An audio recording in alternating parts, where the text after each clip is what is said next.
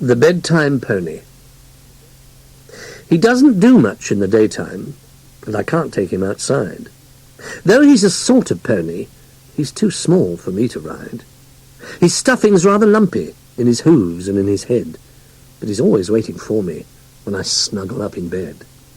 He's not the sort of pony who can walk or pull a cart, and no one dares to wash him, just in case he falls apart. His coat is rather faded. All the pink bits should be red, but he's always there beside me when I'm sleeping in my bed.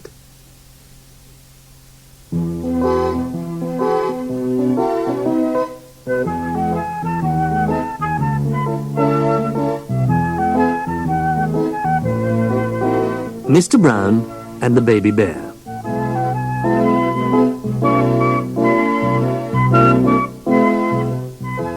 Mr. and Mrs. Brown were teddy bears.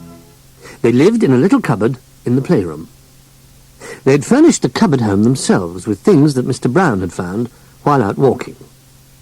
He'd brought back acorns for them to use as cups, and soft feathers that he'd found near the duck pond to stuff cushions with. He'd made mirrors from old milk bottle tops, and a broom from twigs that he'd collected. All their tables were made from little boxes. In fact, their cupboard was cluttered with the bits and pieces that he'd collected, and one day Mrs. Brown decided that it was full enough. "If you go out today," she said to Mr. Brown, "then you are not to come back with anything. I shall check that your paws are empty when you walk in that door." Mr. Brown hugged her as usual and set off out of the cupboard, across the room, down the stairs, and out into the garden.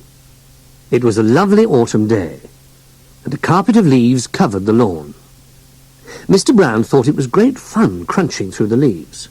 He found some especially interesting ones, which he thought of taking home, but remembering Mrs. Brown's warning, he left them where they were. "It's a pity," he said. "I'm sure I could have made something with them." A little further down the garden, he found a bright, shiny brown conker. "Oh, what a beauty!" he said to himself, as he bent down to polish the gleaming nut with his paw. The case it came out of must have been huge. And then he saw it. The biggest, most perfect conker case he'd ever seen. The inside was silken smooth and white, and shaped like a round-bottomed bowl. The outside was hard and covered in prickles. "I'm sure I could put something in it," said Mr. Brown, but he remembered Mrs. Brown and sadly left it where it was. Mr. Brown continued down the garden until he came to the fence at the end. He was just about to turn and go back to the house when he saw a heap of leaves. They'd been raked up the day before and piled against the fence. Mr. Brown gazed at the heap and sighed. There was one thing he'd always wanted to do, and that was to jump right into the middle of a heap of dry, crunchy autumn leaves. "Shall I?" he thought to himself, "just to see what it's like, to see whether it's soft or crunchy or bouncy. I must find out." And, looking round to make sure nobody was watching, he climbed up on the fence above the leaves. "1, 2, 3, he said out loud, and then he jumped. It was wonderful. The leaves were all crispy, and they crackled softly as he sank gently down, down, down into the springy heap. And then, when he'd stopped sinking into the leaves, Mr. Brown heard a sound. Someone, or something, very near him said, "Ow!" "Well, that wasn't me," said Mr. Brown. "I'm not hurt." "Well, I am," said a little muffled voice. "You're sitting on me." Mr. Brown jumped to his feet, and pushing his paw deep into the leaves, he pulled out the smallest teddy bear you've ever seen. "Goodness," said Mr. Brown, "it's Toby Small. How did you get in there?" "Somebody took me for a walk and dropped me," said Toby Small. "And then I was raked up with the leaves. I've been here all night and I'm cold and hungry." "Well, Toby," said Mr. Brown, "I shall take you back to your house this afternoon. But first, I think I'd better take you home to Mrs. Brown so you can have the leaves brushed out of your fur."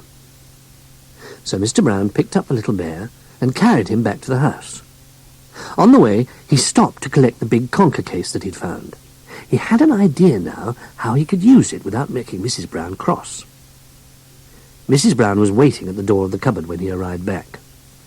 "Now," she said to Mr. Brown when she saw the conker case in his paws, "Take that straight back to the garden. We don't need it."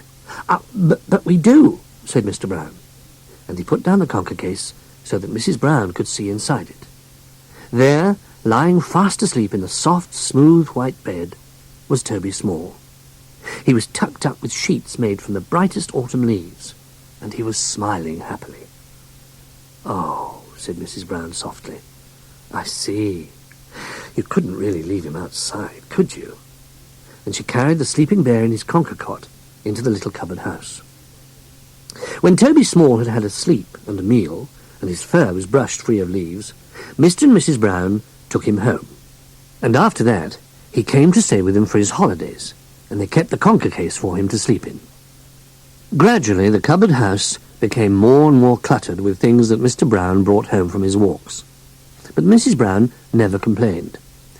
"We must have something for Toby Small to play with when he comes to stay," she would say. And Mr. Brown just smiled.